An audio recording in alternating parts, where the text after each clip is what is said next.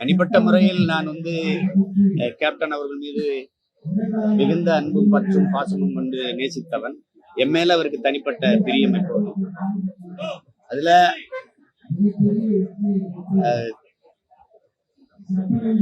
தவசி படத்திற்கு நான் தான் உரையாடல் எழுதினேன். அதுல அப்ப அவர் மேல இருந்த அதீத பிரியத்தினாலதான் நான் அந்த துளசி வாசம் மாறினாலும் மாறும், தவசி வார்த்தை மாற மாட்டாருன்னு அந்த வசனத்தை நான் எழுதினேன். அப்ப புயல் அடிச்சு கூட பொழைச்சவன் இருக்கும், அந்த பூவதி அடிச்சு பொழைச்சவன் இல்லைன்னு சொல்லிட்டு எழுதுனது நான் தான்.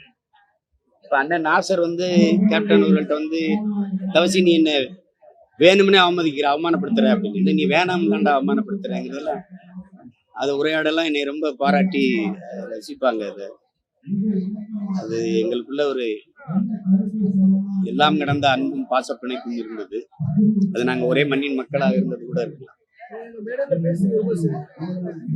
தொடர்ந்து இங்க இல்ல பல இடங்கள்ல சிலாகித்து பேசிருக்கு. சினிமால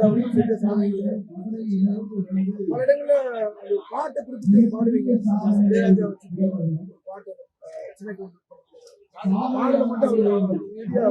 இல்ல நீங்க அந்த பாட்டு வரி எல்லாருக்கும் அமைஞ்சிருது. இப்ப நீங்க ஒருத்தருக்கு எழுதுனா மிகையா தெரியும். இப்ப ரொம்ப சில நம்ம சொல்லுங்க ரொம்ப ஓவரா அவருக்கு எது எழுதுனாலும் பொருந்தும். நீங்க ஒரு படத்துல ஒரு பாட்டு மன்னவர் நடந்து வந்தா மணி உதிரும் தன்னால, அவர் நடந்து வரும்போது அது யாரும் மறக்க முடியாது. இப்ப அந்த வானத்தை போல மனம் படைச்ச மன்னவனே பனி துணிய போல குணம் படைத்த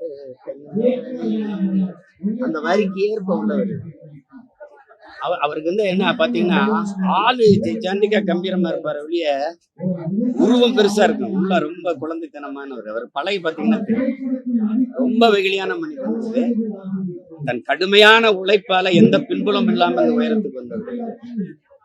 அவருடைய பண்பை ஆக சிறந்த குணத்தை என்று சொல்லிக் கொண்டே இருக்கலாம். அதாவது அடுத்தவன் பசி பொறுக்காதவன் தான் ஆக சிறந்தவனா இருக்க முடியும். அவரு அடுத்தவன் பசிக்காக கவலைப்படுவார். நிறைய பேசிப்போம். நான் ஒரு பக்கத்து வீடு, நாங்க ரொம்ப அடிக்கடி சந்திக்கும் போது என்னை பேச விட்டு ரசிப்பார். நான் பேசுறத அதுல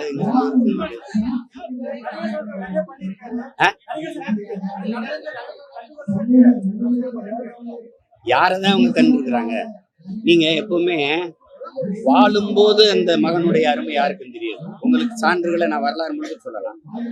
பாரதி உயிரோடு இருக்கும்போது பைத்தியக்காரன், செத்த பின்ன மகாகவி, உங்களுக்கு தெரியும் நினைக்கிறேன்.